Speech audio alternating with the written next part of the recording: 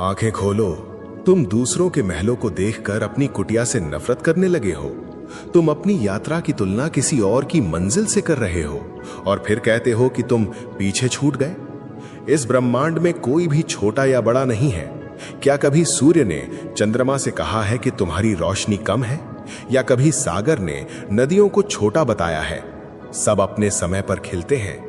तुम दुखी हो क्योंकि तुम स्वयं होने के बजाय कोई और बनने की दौड़ में शामिल हो गए हो। जब तुम दूसरों जैसा बनना चाहते हो, तब तुम अपनी उस दिव्यता का अपमान करते हो जिसे मैंने तुम्हारे भीतर रचा है।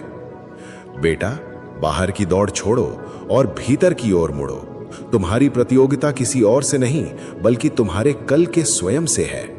संतोष का अर्थ ये नहीं कि प्रयास छोड़ दो, बल्कि यह है कि जो तुम्हारे पास है उसे पूरे गौरव के साथ स्वीकार करो।